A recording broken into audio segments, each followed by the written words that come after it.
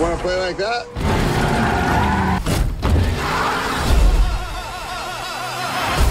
Laying back in the cut like that. Switch it up like. Switch it up, speaker box blast, blast, like.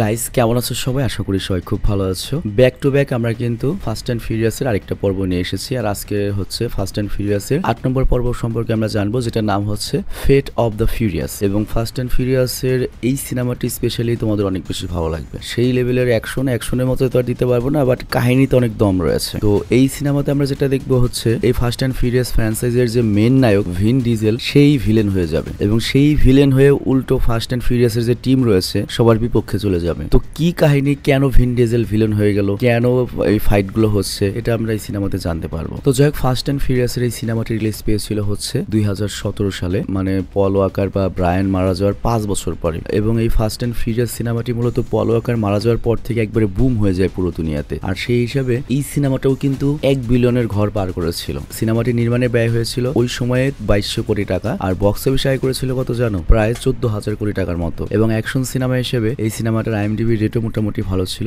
10-এ 6.6। তো আমরা cinema সম্পর্কে মোটামুটি fact জানলাম। এবার চলো আমরা মূল ভিডিওতে যাই ছোট্ট একটা বিজ্ঞাপন বিরতির পরে। স্বাগতম প্রিয় বন্ধুরা, তোমরা কি একঘেয়েমিতে ভুগছো? তাহলে মজা পাওয়ার জন্য আজকের বিষয়টি একদম উপযুক্ত তোমাদের জন্য। এখানে তোমরা বিভিন্ন খেলার ফলাফল জানতে পারবে, খেলা সরাসরি দেখতে পারবে এবং ভবিষ্যৎবাণী করার মতো মজার একটি অংশও রয়েছে, যেখানে তুমি অনুমান করতে পারো কোন দল জিতবে, কতটা ব্যবধানে ইত্যাদি। এতে রয়েছে আকর্ষণীয় পুরস্কার জয়ের সুযোগ, বিলাসবহুল গাড়ি, নামি মোবাইল ফোন, কম্পিউটার এবং আরো অনেক কিছু। এটি এমন একটি বিশ্বস্ত জায়গা যেটি PSG এর মতো আন্তর্জাতিক খেলার দলের পৃষ্ঠপোষকতা পেয়েছে, তাই এতে কোনো সন্দেহের সুযোগ নেই। নতুন কিছু খেলার সংযোজন হয়েছে, যেমন দ্রুতগতির চ্যালেঞ্জ খেলা ও মুরগির পথ চলা খেলা, যেখানে সহজেই খেলে আনন্দ নেওয়া যায়। আর হ্যাঁ, যদি তুমি আমাদের প্রচারমূলক সংকেত ব্যবহার করে নিবন্ধন করো, তাহলে পেতে পারো 12,000 টাকা পর্যন্ত পুরস্কার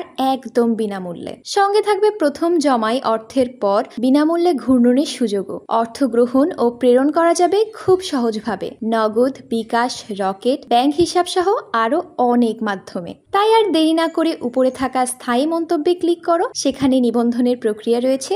শুধু আমাদের প্রচার সংকেতটি ব্যবহার করলেই তুমি বোনাস পেয়ে যেতে পারো। তো বিজ্ঞাপন শেষে আমরা মূল ভিডিওতে আসলাম। তো সিনেমা যখন শুরু হয় তখন আমাদের দক্ষিণ আমেরিকার কিউবার একটা দ্বীপ দেখানো হয়, যেখানে মানুষ অনেক আনন্দে তাদের জীবন উপভোগ করছিল। আর ওই দক্ষিণ আমেরিকার দেশগুলো এরকম, টাকা থাক বা না থাক, ওরা সবসময় ফুর্তি আনন্দে থাকে। তো আর এখানে আমাদের এই সিনেমার নায়ক ডম এবং তার গার্লফ্রেন্ড লেটিকে দেখানো হয়, মানে হালার পুতেরা এখনো বিয়ে করে নাই, আর তারা একসঙ্গে গাড়ির ব্যাপারে কথা বলছিল। আর তখন একটা মেয়ে এসে জানায় যে ডমের মামাতো ভাইয়ের চাচতো বোনের ফুফাতো ভাইয়ের বোনের ছেলে, যে হিসেবে ওর কাজিন লাগে, সে একটা বিপদে পড়েছে। তো এটা শোনার পরে ডম করে কে এগিয়ে যায় ওকে সাহায্য করতে, আত্মীয় হাজার হলেও। এবং সেখানে গিয়ে দেখে যে ওর আত্মীয়, যার নাম হচ্ছে কোদাল, সে একজনের সাথে ঝগড়া লাগিয়েছে। অ্যাকচুয়ালি সে একজনের কাছ থেকে টাকা ধার নিয়েছিল, কিন্তু নির্ধারিত সময়ে টাকা পরিশোধ করতে না পারায় ওই কোদালকে পেটাবে এবং ওর কাছ থেকে গাড়িও নিয়ে যাবে, তাও ভাঙ্গারি একটা গাড়ি। তো ডম তখন কোদালকে বলে, তোর গাড়ি যদি নিতেই হয় প্রথমে আমাকে ফেস করতে হবে। তো এরপর যে লোকটার সাথে সমস্যা তাকে বলে, তুমি যদি আমার আত্মীয় কোদালের গাড়ি নিতে চাও তাহলে এই রেসের নিয়ম মেনে আমাকে হারিয়ে তারপর গাড়ি নিতে হবে। আসলে আমরা তো জানি ফাস্ট অ্যান্ড ফিউরিয়াসের যে রেসগুলো হয় তার একটা নিয়ম রয়েছে। নিয়ম হচ্ছে যদি কেউ কারোর সাথে রেস করে, যদি হেরে যায় তবে তাকে ওই গাড়িটা বিজয়ীকে দিয়ে দিতে হবে। তো এই জন্য ওই লোকটি করে কি ডমের সাথে রেস খেলতে রাজি হয়ে যায়। আর তখন ডম করে কি ওর দূর সম্পর্কে সে আত্মীয়র পুরনো ট্রাক্টরটা রেস করার জন্য তৈরি করতে থাকে। এবং সে করে কি ওই ট্রাক্টরের মধ্যে নস লাগায়, মানে নাইট্রোজেন অক্সাইড, যাতে গাড়িটা দ্রুত গতিতে ছুটতে পারে। এছাড়াও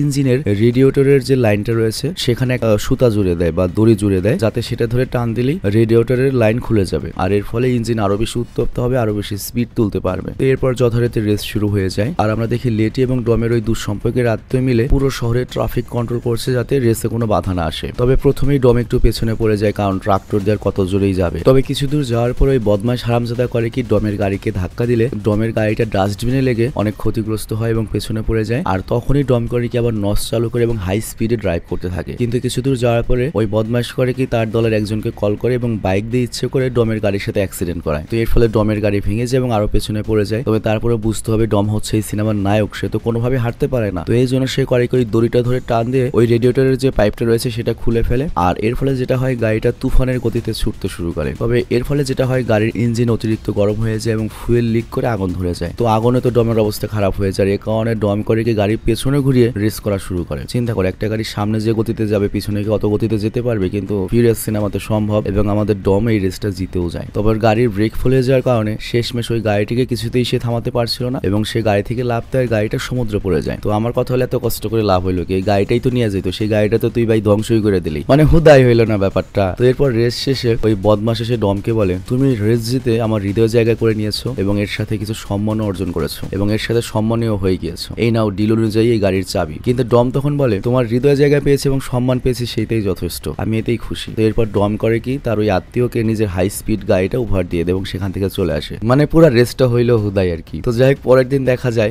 ডম যখন হেঁটে বাড়ি ফিরছিল তখন সে লক্ষ্য করে একটা সুন্দরী মেয়ের গাড়ি নষ্ট হয়ে গিয়েছে, নীল চোখা সুন্দরী মেয়ে, এবং সে গাড়িটা ঠিক করার চেষ্টা করছে। তো ডম তাকে সাহায্য করতে এগিয়ে গেলে মহিলাটি ডমকে তার আসল নাম ধরে ডাকে এবং ডমের হানিমুন সম্পর্কে জিজ্ঞাসা করে, বিয়ে করবো কবে, হানিমুন করবা কবে। তো ডম এটা শুনে তো অবাক হয়ে যায় এবং ডম বুঝতে পারে এই মহিলাটা তো সাধারণ কেউ নয়, এই মহিলা তো একটা চিন্তা নিয়ে এসেছে। তো যাই হোক, এখানে ওই মহিলাটা বলে, আমার নাম হচ্ছে সাইফার আর আমি তোমাকে কিছু বলতে এসেছি। তো ডম তখন বলে, তুমি সুন্দরী হতে পারো কিন্তু তার মানে এই না আমি একেবারে সিঙ্গেল, আমারও গার্লফ্রেন্ড আছে, আমার হাতে খুব একটা বেশি সময় নেই, যা বলার তাড়াতাড়ি বলো। তো সাইফার তখন ডমকে বলে, তুমি আমার হয়ে কাজ করবে। ডম তখন সাথে সাথে না করে দেয়। সে বলে, আমি একমাত্র আলামিনের হয়ে কাজ করতে পারি, এর বাইরে আমি কারো কথাই কাজ করি না। তো এটা বলে ডম যখন চলে যাচ্ছিল ঠিক তখনই সাইফার ডমকে একটা ভিডিও দেখায়। তো ডম প্রথমে ভিডিও দেখে তো মনে করে পুরো উত্তেজিত হয়ে যায়। আমি তো মনে করেছিলাম হয়তো ব্রেজার্সের কোনো ভিডিও চালু করে দিয়েছে, কিন্তু একটু পরেই ডমের চেহারা একবারে কুচকিয়ে যায়। তো তখন বুঝলাম যে খুব ডেঞ্জারাস কোনো একটা ভিডিও এবং ডমের মাথায় আকাশ ভেঙে পড়ে এবং ডম সাইফারের কথা রাজি হয়ে যায় যে না, আমি তোমার সাথে কাজ করব। মানে আমার সাথে ডম ইনস্ট্যান্টলি পোল্টি দিয়ে দিল আর কি। তো আমরা তো জানি ডম আগে একজন প্রফেশনাল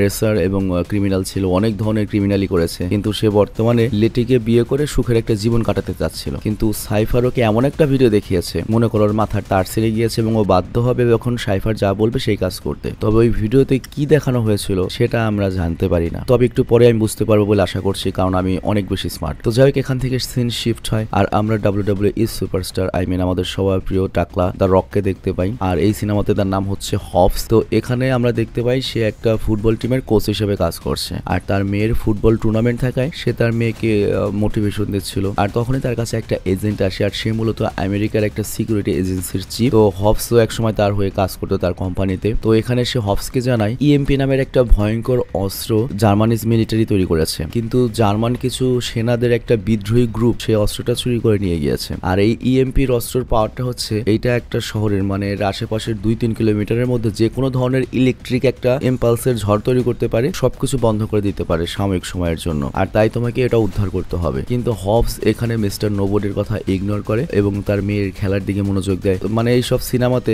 ডম এবং হবসদের হাব ভাব দেখে আমার কাছে মনে হয় ওরা হচ্ছে আমেরিকার প্রেসিডেন্ট, সবাই ওদের আন্ডারে চাকরি করে। সিরিয়াসলি, সে একটা এজেন্সির চিফ, রক্তারে দামি দিল না। তো যাই হোক, তখন ওই চিফ বলে হবসকে, দেখো আমি আর শেষবারের মতো বলছি, যদি এই টিমে তুমি না আসো বা যদি কোনো ভুল হয় তোমাকে কিন্তু আমি জেলে পাঠাবো আর আমার এজেন্সিও তোমাকে বাঁচাতে পারবে না। তো রক তখন একটু সিরিয়াস হয় এবং বলে, ঠিক আছে আমি আমার টিম নিয়ে অপারেশনটা করব, আপনি নিশ্চিন্তে থাকতে পারেন, কোনো সমস্যা নেই। তো হবসের তো আর ব্যক্তিগত কোনো টিম নেই, ও তো মনে করো যত বিপদে পড়ুক ওই নানা ডমকে ডাকে। তো নানা ডমকে কল করে এবং নতুন মিশনের ব্যাপারে বলে এবং তার টিম সহ আসতে বলে। আর আমরা তো জানি গত পর্বে ডমকে তো হবসি বাঁচিয়েছে, মানে ওর সব ক্রিমিনাল রেকর্ড উড়িয়ে দিয়েছে, তো এর জন্য ডম আর না করতে পারে না। তো যাই হোক, এরপর রাতের বেলা হবস আর ডম তাদের টিম নিয়ে সেই বিদ্রোহী আর্মিদের ক্যাম্প বোমা মেরে উড়িয়ে দেয় এবং তাদের কাছ থেকে সেই এমপি চুরি করে পালাতে থাকে। তো এখানে আমার একটা প্রশ্ন, জার্মানিজ বাহিনী কি কম? মানে আর্মিরা যদি বিদ্রোহ করে থাকে সেখানে আর্মি বা এলিট ফোর্স বা নেভি সিল না নিয়ে ওদেরই নিতে হবে, স্পেশালি যারা প্রফেশনাল কোনো আর্মিও নয়। তো যাই হোক, ওরা যখন ওইটা চুরি করে তখন আর্মিরাও তারা করতে থাকে আর আগে থেকেই একটা সেট করা দুর্দান্ত প্লেয়ার অনুসারে আর্মিদের সকল গাড়িকে এক এক করে উড়িয়ে দেয়। আর এর ফলে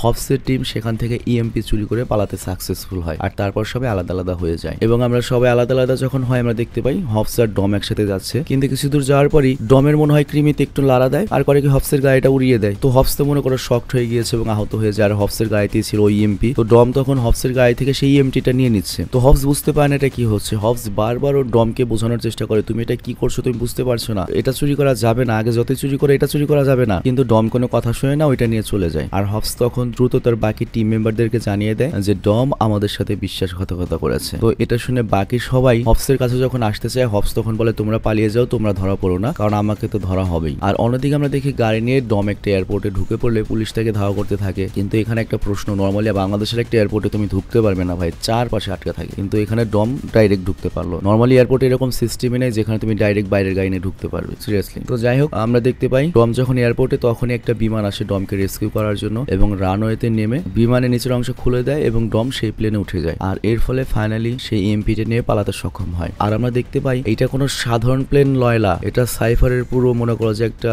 ফিউচারিস্টিক প্লেন, যেটা মনে করো রাডার ফাঁকি দিতে পারে। আর এর জন্যই মনে করো ইচ্ছা মতো এক দেশ থেকে আরেক দেশ উড়ে যায়, কোনো আর্মিরা ধরতেও পারে না, এবং এখান থেকে সে অপারেশন চালায়। তো এইসব ঘটনা নিয়ে টিমের বাকিরা যখন কথা বলছিল, তখনই লেটি ডমের গাড়িতে এলিনার ছবি পায়। তো লেটি তো দেখে অবাক হয়ে যায়, এলিনার কাছ থেকে আমি ছাড়িয়ে নিয়ে আসলাম, আবার এলিনার ছবি কিসের জন্য? আর এলিনার কথা তোমাদের কি মনে আছে? আগের 2-1 পর্ব দেখলে অবশ্যই মনে করতে পারবে আর কি। তো যাই হোক, অন্যদিকে আমরা দেখি হবসকে পুলিশ গ্রেপ্তার করে জেলে পাঠিয়ে দেয়, কারণ EMP-টা সে উদ্ধার করতে পারেনি এবং তার টিম মেম্বার EMP নিয়ে পালিয়ে গিয়েছে। তো এখানে হবসের সাথে দেখা করতে ফাইনালি ফাস্ট অ্যান্ড ফিউরিয়াস 7-এর সেই মিস্টার নোবডি আসে এবং এর সাথে জুনিয়র নোবডি আসে। তো নোবডি তখন হবসকে বলে, তুমি যদি আবারও আমার এজেন্সিতে কাজ করো তাহলে আমি তোমাকে জেল থেকে মুক্তি করবো। ভাই সিরিয়াসলি ভাই, ওদের কোনো দোষই না ভাই। ওরা কি ভাই, সিরিয়াসলি ওরা কি, মানে দুনিয়াতে এমন একটা ভাব লাগে জানি ওরা সুপারম্যান সুপার হিরো, কয়েকজনের একজন, ওদের ছাড়া চলবেই না, যা মনে হয় তাই করুক, সাতক্ষণ মাপ। তো যাই হোক, এত সুন্দর একটা অফার পেয়েও হবস রাজি হয় না। হবস সোজাসুজি জানিয়ে দেয় আমি কোনো অন্যায় করিনি আর আমি নিজেই সমস্যা থেকে বের হতে পারবো। তো এরপর হবসকে জেলের ভেতরে আনা হয় এবং জেলের সকল কয়েদি হবসকে দেখে রেগে যায়, কারণ হবসই মূলত ওদের সবার পেছনে লাঠি দিয়ে পিটিয়ে তারপরে এই জেলে পাঠিয়েছে। আর এখানে আমরা ডেকার্ড শোকেও দেখতে পাই, সেই গত পর্বের ডেকার্ড শো, আর তার সম্পর্কে নতুন করে বলার কিছু নেই। তো যাই হোক, এই ডেকার্ড শো আর হবসের জেলখানাটা হয় মুখোমুখি এবং ওরা দুজন তর্কে লিপ্ত হয় এবং একে অপরকে মেরে ফেলার হুমকি দেয়। তো হবসকে জেলখানার রাখার কিছুক্ষণ পরে আমরা দেখতে পাই জেলখানার দরজা খুলে যায়। আসলে নোবডি জেলের সিকিউরিটি হ্যাক করে হবসের রুমের দরজা খুলে দিয়েছে। চিন্তা করো, যেখানে সব হাইফাই ধরনের ক্রিমিনাল রয়েছে, এই জেলের জেলখানাও হ্যাক করে খোলা যায়। তো সেই হিসেবে আমার কাছে মনে হয় আমেরিকা ইউরোপের চেয়ে আমাদের দেশের জেলখানা অনেক বেশি টাইট সিকিউরিটিতে থাকে। আরে ভাই, ছোটবেলায় আমার মায়ে যখন পড়তে বসাইতো, আমি তার চোখ ফাঁকি দিয়ে বেরোইতে পারতাম না, আর ওরা জেল থেকে বেরিয়ে যায়, হ্যাক করে ফেলে সবকিছু। তো যাই হোক, জেলের সিকিউরিটি যখন হ্যাক হয়ে দরজা খুলে যায়, হবস তো বুঝতে পারে যে এই কামটা তো মিস্টার নোবডি করেছে। তো এর জন্য মিস্টার নোবডির সাথে রাগে এবং বলে, বেটা তোর কথা আমি জেল থেকে বেরোবো নাকি? হ্যাঁ, শুধুমাত্র যদি আলামিন বলে তাহলে আমি বের হবো। তো এরই মধ্যে আবার দরজা খুলে গিয়েছে, কারণে অ্যালার্ম বেজে ওঠে। তো পুলিশ সেখানে চলে আসে। তো পুলিশ এসে যখন হবসের পাশায় বাড়ি মারবে, তখনই হবস বলে, বাড়ি মারিস না, শোন এটা মনে হয় টেকনিক্যাল সমস্যা, হঠাৎ মনে হয় দরজা খুলে গেছে, আমি পালাচ্ছি না। কিন্তু ওইদিকে রয়েছে আবার ডেকার্ড শো, ও করে কি একজন পুলিশকে মেরে শক মেশিনটা নিয়ে নিজের দরজা খুলে ফেলে। আর এর ফলে জেলখানার বাকি কয়েদিদেরও দরজা খুলে যায় এবং পুলিশের সাথে মারপিট শুরু হয়। আর তখন ডেকার্ড শো যখন পালাতে যায়, তখন হবস ওকে ধরার জন্য পিছু নেয়। আর হবসকে দেখে অনেক আসামি আবার ওকে মারতে আসে, সুযোগ পেয়েছে, কিন্তু হবসের সাথে কেউ পেরে ওঠে না, কারণ হবস রেগুলারলি হানি নাট খায়। আর এইদিকে পুলিশ আবার হবসের গায়ে রাবার বুলেট মারে, কিন্তু হবসের ছিল গন্ডারের চামড়া, আর কিছুই হয় না। তো যাই হোক, আর তখন মিস্টার নোবডির টিম তো অনেক মারামারির পর দেখা যায় হবস এবং ডেকার্ড শো জেলের বাইরে চলে আসে এবং বাইরে এসে দেখা যায় মিস্টার নোবডির টিম আগে থেকে ওদের জন্য অপেক্ষা করছে। ভাই সিরিয়াসলি, দেশের সরকার নেই, কোনো আইন নাই, মানে একটা এজেন্ট একটা এজেন্সির এত পার ভাই। তো যাই হোক, তারা করে কি হবস আর নোবডিকে এজেন্সির হেডকোয়ার্টারে নিয়ে আসে। আর এখানে হবসের টিমের বাকি সদস্যদেরও দেখা যায়। তো নোবডি এখানে হবসের টিমকে জানায় ডেকার্ডও তোমাদের টিমে কাজ করবে। ডেকার্ড সামনে যে ভিলেন আর কি, জ্যাসন টেথাম। তো এই কথা শুনে প্রথমে কেউ রাজি হতে চায় না, কিন্তু কিছুক্ষণ পরে সবাই রাজি হয়ে যায়। তো এখানে টিমের সবাই জানতে পারে ডম আসলে সাইফার নামের একটা সাইবার টেরোরিস্টের হয়ে কাজ করছে, আর তার কথাতেই ডম সবাইকে ধোকা দিয়ে EMP নিয়ে পালিয়েছে। আর এখন তারা সবাই মিলে সাইফার এবং ডমের ব্যাপারে আলোচনা করে এবং কিভাবে ওদেরকে খুঁজে বের করা যায় তা নিয়ে পরিকল্পনা করে। তো অনেকক্ষণ চিন্তা ভাবনা করার পরে ওদের ফাইনালি মনে পড়ে গত পর্বের যে গডসাই নিয়ে মারামারি হলো, সেই গডসাই ডিভাইসের কথা, যে গডসাই ডিভাইস দিয়ে খুঁজবে। আর তোমরা তো জানোই গডসাই ডিভাইস হচ্ছে এমন একটা ডিভাইস যেটা পুরো পৃথিবীর ইলেকট্রিক জিনিস হ্যাক করতে পারে এবং সেটার ক্যামেরা অ্যাক্সেস নিয়ে যে কাউকে খুঁজে বের করতে পারে, চেহারা স্ক্যান করে। তো ওইটা যে তৈরি করেছিল র্যামসি, ওই হ্যাকার, ও করে কি গডস আই দিয়ে ডমকে খুঁজতে থাকে, কিন্তু খুঁজে পায় না, কারণ ওই পাশে আবার সাইফার অনেক বড় হ্যাকার এবং ও এমন একটা কোডিং করে রেখেছিল যার ফলে যেটা হয় গডসাই ডমের লোকেশনে একসাথে অনেক জায়গায় দেখায়। তো এই জন্য টিমের সবাই আশা ছেড়ে দেয়। বাট ঠিক তখনই র্যামসি বলে, আমরা যদি গডসাইকে রিভার্স করি, মানে নতুন করে আবার শুরু করি সার্চিং করা, ফার্স্ট লোকেশনটা আমরা যেটা হবে ওইটাই আর কি আসল লোকেশন হবে। তো র্যামসির কথা মতো সবাই তাই করে এবং তারা লোকেশনে পেয়ে যায়। তবে তারা অবাক হয়ে যায় এটা দেখে যে লোকেশন ওদের অফিসেই দেখাচ্ছে, তার মানে ডম এখানে রয়েছে। তো ওরা তখন অবাক হয়ে যায়, কিন্তু কিছু বুঝে ওঠার আগেই একটা বিস্ফোরণ ঘটে এবং আমরা দেখি কিছু মিনি রোবট এসে ছোট্ট ছোট্ট সাউন্ড গ্রেনেড মারছে। আর এর ফলে হবসের টিমের সবাই অজ্ঞান হয়ে যায়। আর তখনই সেখানে সাইফার এবং ডম চলে আসে। ভাই চিন্তা করো, ওরা দুইজন ওদের সবাইকে পুঙ্গি দেওয়া যেতে পারে, অথচ ওরা সবাই এত বড় ইম্পর্টেন্ট। তো যাই হোক, ওরা দুজন এসেছে গড সাই চুরি করতে এবং প্ল্যান অনুযায়ী ওরা গড সাইটা চুরিও করে নেয়। তো সাইফার আর ডম যখন সেখান থেকে চলে যাচ্ছিল তখনই লেটির কিছুটা জ্ঞান ফিরে আসে আর সে ডমকে বলে তুমি কেন এটা করছো। আর তোমরা তো জানোই লেটি ডমকে অনেক ভালোবাসে, তো ডমের এই সব কাজের কারণে সে অনেক কষ্ট পাচ্ছিল। মানে নিজস্ব লোক যখন খারাপ কাজ করে অনেক কষ্ট লাগে, কিন্তু কিছু বলা যায় না, খারাপ বেশি রুড হওয়া যায় না। আর সাইফারও জানতো লেটির সাথে ডমের সম্পর্ক, তো এই জন্য সে লেটির কষ্ট পাওয়ানোর জন্য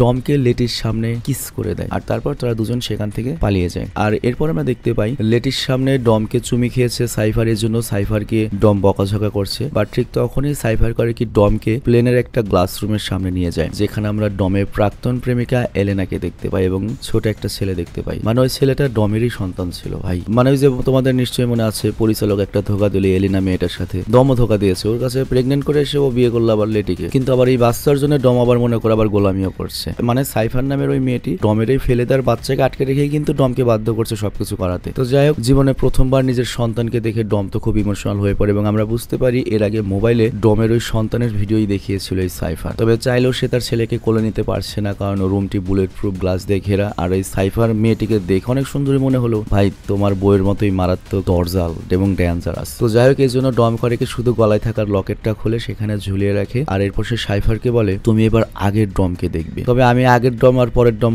কোনো পার্থক্য দেখি নাই, আগের ডমও টাক ছিল, পরের ডমও টাক, আগেরটা একটু কাবু ছিল, এখনকারটা একটু পেটকে। তো যাই হোক, এদিকে আমরা দেখি গডসাই চুরি হয়ে যাওয়ার ফলে টিমের ভীষণ সবাই খুব আপসেট, কারণ তারা ভেবেছিল গডসাই দিয়ে তারা ডমকে খুঁজে বের করবে। তবে টিমের মধ্যে ডেকার্ড শো কোনোভাবে ডমের লোকেশন বের করতে সক্ষম হয়, কারণ ডেকার্ড শো তো একটা মাল এবং সে জানায় ডম এখন নিউ ইয়র্কে সাইফারের সাথে একটা প্লেন অবস্থান করছে। আর এটা এত আধুনিক একটা প্লেন যেটা কিনা যে কোনো রাডারকে ফাঁকি দিতে পারে। তো এখানে আমার একটা প্রশ্ন, আমেরিকান সেনাবাহিনী হচ্ছে পৃথিবীর সবচেয়ে ডেঞ্জারাস সেনাবাহিনী এবং তাদের কাছে টেকনোলজি রয়েছে সবচেয়ে ডেঞ্জারাস।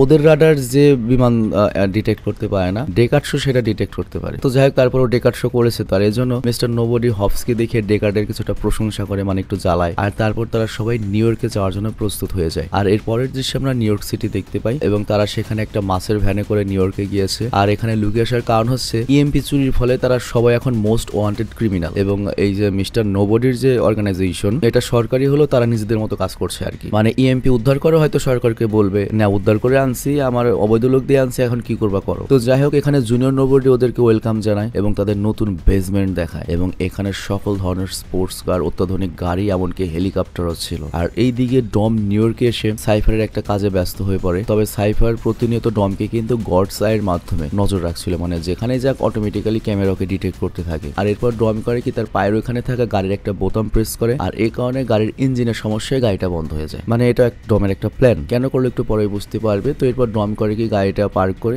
বনেট অন করে এবং সাইফারকে জানায় আমার ইঞ্জিনের সমস্যা হয়েছে। তো এরপর সে গাড়ি থেকে বোনেট খুলে ইঞ্জিন দেখতে থাকে আর সাইফার তখন সেখানকার একটা এটিএম বুথের সিসি ক্যামেরা দিয়ে ডমকে পর্যবেক্ষণ করতে থাকে। বাট একটু পরে একটা ডেলিভারি ভ্যান এসে সেই ক্যামেরার সামনে দাঁড়ালে সাইফার কিছুটা চিন্তায় পড়ে যায়, কারণ সে ডমকে দেখতে পারছে না। মানে এখানে সাইফার হচ্ছে ডমের এমন একটা বউ, মনে করো যে জোর করে বাড়িতে গিয়ে উঠে বিয়ে করে না, তারপর কন্ট্রোল করে, ওই রকম একটা অবস্থা, জামাই খুব বিপদে পড়ে ওই রকম। তো এখানে আমরা দেখতে পাই ডম কিন্তু সাইফারের চোখ ফাঁকি দিয়ে একটা রেস্টুরেন্ট এসেছে ডেকার্ড শোর মায়ের সাথে দেখা করতে। তো এখানে একটা কথা বলি মজার, ডেকার্ড শোর পুরো গোষ্ঠী হচ্ছে মাফিয়া গোষ্ঠী। ডেকার্ড শোর ভাই মাফিয়া, যে ছিল হচ্ছে ফাস্ট অ্যান্ড ফিউরিয়াস 6 এর ভিলেন, 7 এর ভিলেন ডেকার্ড শো, আবার ডেকার্ড শোর মাও মাফিয়া, আবার এর পরের যে সিনেমাটা হবে সেটার মধ্যে আবার ডেকার্ড শোর বোনকে আমরা দেখবো, ওটা অনেক বড় মাফিয়া ভাই। তো যাই হোক, ওই মুহূর্তে ডম ডেকার্ড শোর মায়ের সাহায্য চায় এবং অনেক কষ্টে রাজি করায়। আর তখন ডম করে কি তার কাছে একটা ইলেকট্রিক ডিভাইস দেয় আর ডেকার্ড শোর মায়ের সাথে কথা শেষ করে ডিল শেষ করে আগের জায়গায় ফিরে আসে। আর এরপর সে সাইফারকে একটা নষ্ট প্লাগ দেখায় যে শোন না, আমার গাড়ির প্লাগ নষ্ট হয়ে গিয়েছিল।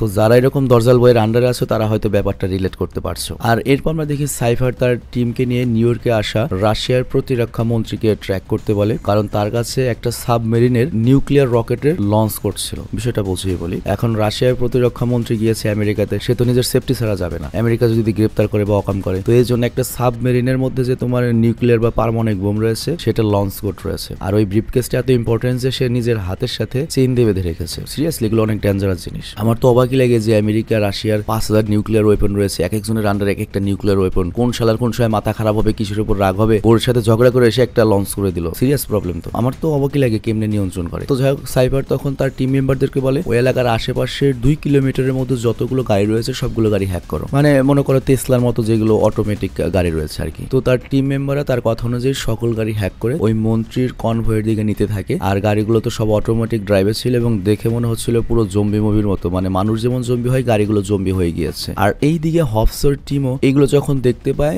যে সকল গাড়ি রাশিয়ান মন্ত্রীর গাড়ির দিকে ছুটছে, ওরা বুঝতে পারে ঘটনা কি হয়েছে এবং বুঝতে পারে যেটা ডম এবং সাইফারের কাজ। আর তাই দেরি না করে তারাও তাদের মনে করো গাড়ি নিয়ে বের হয়ে যায় ডমকে ধরার জন্য। তবে হ্যাক হওয়া গাড়িগুলো একে একে মন্ত্রীর সকল সিকিউরিটি গাড়িগুলোকে ধ্বংস করতে থাকে। এমনকি আমরা দেখতে পাই পার্কিং লটে থাকা গাড়ি, শোরুমে থাকা গাড়ি, এমনকি মানুষের বেডরুমে থাকা গাড়ি এসেও মন্ত্রীর গাড়ির উপর পড়ছে, মানে সবের মাথা খারাপ হয়ে গিয়েছে। আর এখানে মন্ত্রীর সকল সিকিউরিটি গার্ড মারা যায় এবং মন্ত্রীর গাড়িটা হ্যাক হওয়া গাড়িগুলোর মধ্যে আটকে যায়। তবে এখানে লক্ষ্য মন্ত্রীর কনভয়ের একটা গাড়ি ওরা হ্যাক করতে পারেনি, মন্ত্রীর গাড়ি হ্যাক করতে পারেনি, হয়তো এগুলো হচ্ছে তোমার ম্যানুয়াল গাড়ি। আর এরপর আমরা দেখি ডম পুরো বুলেট প্রুফ ড্রেস পরে মন্ত্রীর গাড়ির কাছে এসেছে এবং গাড়িতে থাকা একজন গার্ড তাকে ব্রাশ ফায়ার যখন করে সে নিজের শিল্ডে ওটা প্রোটেক্ট করে। আর এরপর সরাসরি মন্ত্রীর কাছে গিয়ে ওই নিউক্লিয়ার লঞ্চ করে ব্রিফ কেসটা চায়, কিন্তু মন্ত্রী সেটা বলে জান দিব তো ব্রিফ কেস দিব না। তো ডম তখন একটা ড্রিলার দিয়ে বুলেট প্রুফ লিমোজিনের তেলের টাঙ্কিটা কেটে ফেলে আর হাতে ফ্লেয়ার নিয়ে মানে আগুন নিয়ে ব্রিফ কেসটা চায়। তো মন্ত্রী তখন ব্রিফ কেসটা দিয়ে দেয়, কারণ ওটা হলো কথার কথা, নিজে বাঁচলে পাবেন না। তো এরপর আমরা দেখি ডম যখন গাড়িতে করে ব্রিফ কেস নিয়ে চলে যাচ্ছিল তখন কিছুটা দূরে যেতেই ও দেখতে পায় যে হফসরা মানে ওর টিমরা রেগে ওর সামনে অপেক্ষা করছে। তো ডম এবার পালাতে শুরু করলে তখন ডমের যে টিম রয়েছে তারা ডমকে ধরার জন্য চেস করতে থাকে। তবে তারা কিছুতেই ডমের গাড়িকে ধরতে পারছিল না, কারণ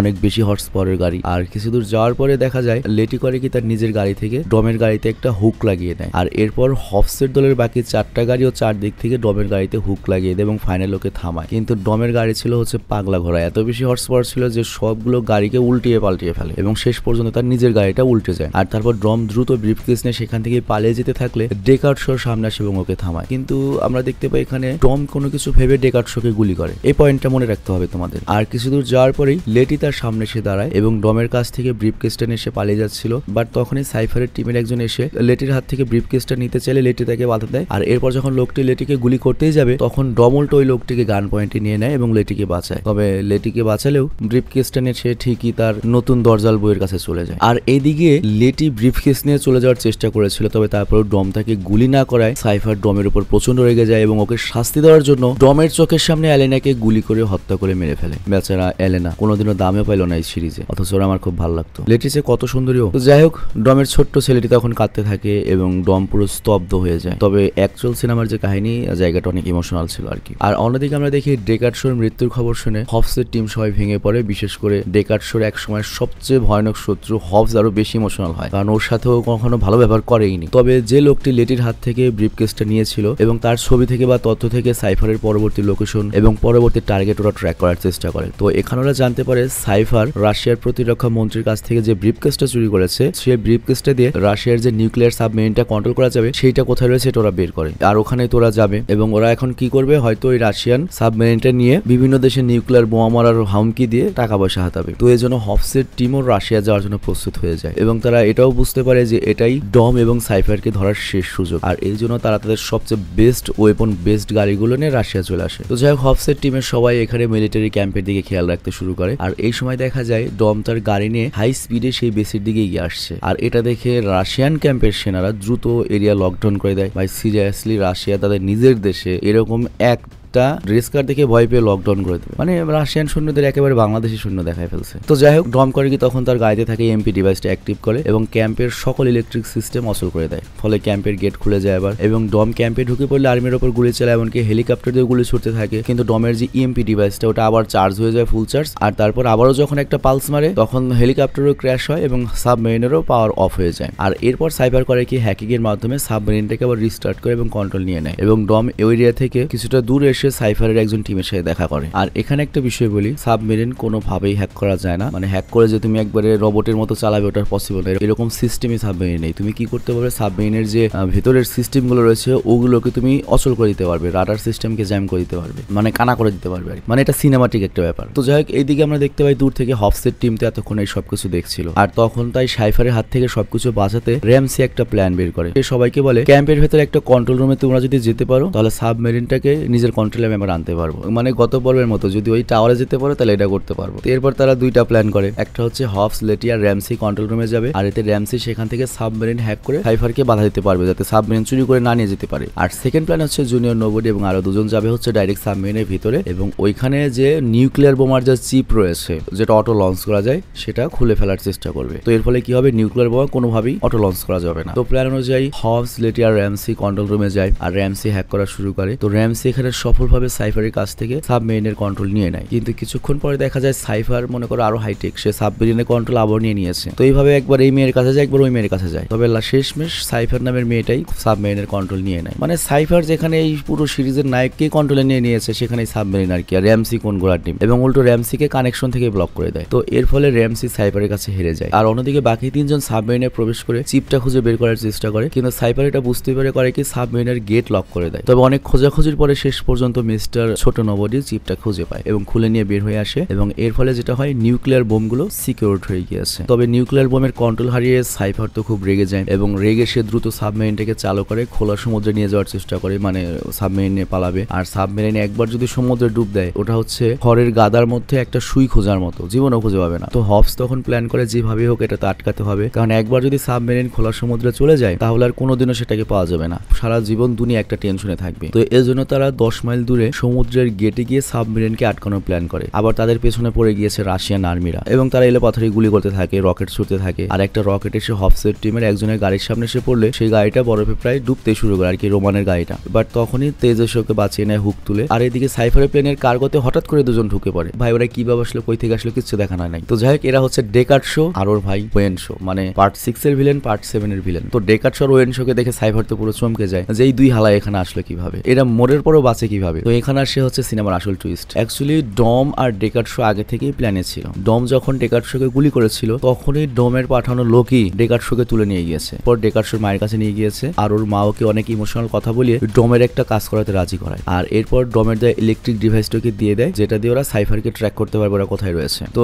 এরপর প্লেনের ভেতরে দুজন ফাইট শুরু করে দেয়, সে লেভেলের ফাইট। বুঝতেই পারছো ওরা দুজন তো অন্তত ফাইটিং এ ওদের আটকানোর সিস্টেম নাই। তো অবশেষে অনেক লড়াইয়ের পরে ফাইনালি ডেকার্ড শো ডমের ছোট্ট ছেলেটিকে মুক্ত করে আর ওর ভাই প্লেনের ককপিটে গিয়ে প্লেনের ড্রাইভারকে মেরে কন্ট্রোল নিয়ে নেয়। তো এর মানে এখন ডম মুক্ত হয়ে গিয়েছে, ডমের আর কোনো রিস্ক নাই। আর অন্যদিকে হবসের টিমকে মারার জন্য সাইফারের টিমের সেই লোকটি স্নাইপার নিয়ে রেডি হচ্ছিল, বাট তখনই ডমকে দেখা যায় সে কোনো একটা কিছুর জন্য ওয়েট করছে, কোনো একটা খবরের জন্য। আর ওই মুহূর্তেই ডেকার্ড কল করে ডমকে যে তোর বাচ্চাকে আমরা সেভ করে ফেলেছি। আর বুঝতেই পারছো ডম এখন কি করবে, সাথে সাথে সাইফারের টিমের ওই লোকটাকে মেরে ফেলে। আর এরপর সাইফার যখন ডমকে তার বাচ্চার ভয় দেখায়, ডম তখন বলে তুই আমাকে কাবিনের ভয় দেখিয়ে অনেক জ্বালিয়েছিস, কিন্তু এখন আর আমি ভয় পাই না, আমি ধনী হয়ে গিয়েছি, তোর কাবিনের টাকা দিয়ে দেবো। মানে ব্যাপারটা অনেকম যে তোর বাচ্চাকে রাখছিলে এখন আর সমস্যা নেই, বাচ্চা এখন আমার সেফ আছে, আয় আজকে। মানে বুঝতেই পারছো হাজবেন্ডরা যেমন কাবিনের ডরে বাধ্য হয়ে থাকে সেরকম ডম বাচ্চার জন্য বাধ্য হয়েছিল। আর এইদিকে হবসের টিমকে রাশিয়ান আর্মিরা তখনও তাড়া করছিল, ওদের দিকে মিসাইল ছুড়ে মারে এবং তারা মিসাইল দিয়ে হবসের গাড়ি প্রায় উড়িয়ে দিচ্ছিল। বাট ঠিক তখনই ডমের গাড়ি সেখানে এসে আর্মিদের ওই মিসাইলের গাড়িটা ও বাড়ি দিয়ে ওদের দিকে ঘুরিয়ে দেয়। তো এর ফলে সকল আর্মিরা উড়ে যায়। তো এরপর ডম আবারও হবসের টিমে জয়েন করে, লেটি সহ সবাই খুব খুশি হয়। মানে ভাই ডম যে এত কুকর্ম করলো, কত কিছু করলো, সব বাদ ভাই, এগুলো কোনো পাপি না। অথচ আমি ফেসবুকে যদি আমি সরকারের নেটা পোস্ট দেই ভাই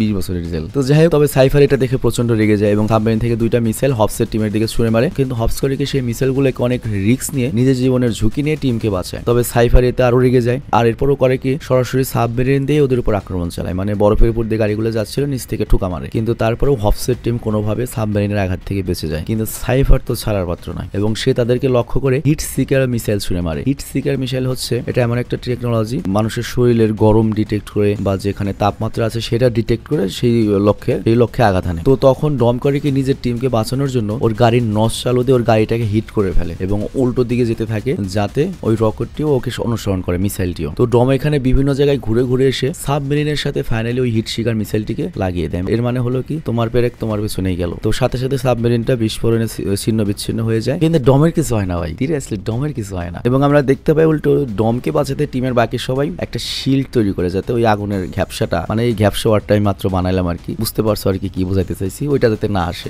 আবার ওইদিকে প্লেনের ভেতরে ডেকার সবাইকে মেরে সাইফারের রুমে যখন আসে, সাইফার কোনো রকমের প্যারাশুট নিয়ে পালিয়ে যায়। আমি বুঝলাম না ভাই এই সিরিজের কোন একটা ভিলেন মূল্য না আজ পর্যন্ত ভাই, সেই শুরু থেকে পর্যন্ত একটা ভিলেন যদি মরে ভাই। তো যাই হোক, এরপর সিন শিফট হয় এবং দেখা যায় হবসের টিমের সবাই একসাথে হয়ে পার্টি করছে আর মিস্টার নোবডি এসে হবসকে কংগ্রাচুলেশনস জানায়। আর এদিকে ডেকার প্রকাশ্য ডমের ছেলেকে নিয়ে আসলে সবাই মিলে ওই ছেলের নাম রাখা হচ্ছে ব্রায়ান। আর ব্রায়ানের কথা তোমাদের নিশ্চয় মনে আছে, পল ওয়াকার মারা গিয়েছিল ফাস্ট অ্যান্ড ফিউরিয়াস 6 সিনেমার শুটিং এ, আর এই জন্য এই সিনেমাতেও নেই আর কি। তো যাই হোক, সিনেমাটি এখানেই শেষ হয় এবং ফ্যামিলি নিয়ে অনেক কথা বলা হয়, ফ্যামিলি এবং এ নিয়ে ওয়ার্ল্ড উইড ভিন ডিজেলকে প্রচুর ট্রল করা হয়েছিল ওই সময়। মানে প্রত্যেকটা রাজনৈতিক দলের একটা কথা থাকে না যে অমুক এইটা ওইটা, তো এরকম ওই fast and furious cinema hit করার জন্য ভিন ডিজেল খালি ফ্যামিলি ওয়ার্ডটাকেই বেশি আনতো। পল ওয়াকারের মনে করো যে ট্রিবিউটও দিত, আবার ওর ব্যবসা হইতো আর কি। তো যাই হোক, আমি অনেক মজা করেছি সিনেমাটিতে, তোমরা অন্যভাবে নিও না যে ভাই কি বেশি বুঝে ওইটা। আসলে সিনেমা জিনিসটা বানানো হয় আমাদের এন্টারটেইনের জন্য। সিনেমা আসলে লজিক হিসেবে তো আসলে সিনেমা চলবে না, সিনেমাতে গরু গাছ উঠবে, কিন্তু সবচেয়ে বড় কথা হচ্ছে আমরা মজা পাচ্ছি কিনা। তো ধরো সিনেমার মতো তোমাকে একটা মজা দিয়েছে, আমি আবার আমার মতো এক্সপ্লেনে তোমাদের একটা মজা দিলাম, তো কারোই সিরিয়াস হওয়ার দরকার নাই আর কি, ঠিক আছে? ভুল ভ্রান্তি হলে ক্ষমা করে, আর যদি বলো যে এরকম করে আর মজা করবো না তাহলে আর করবো না, সমস্যা নেই। তো যাই হোক, তোমরা যদি চাও এর পরের পর্বটা আনবো, নাকি এর মাঝে তোমরা যদি চাও অন্য কোনোটা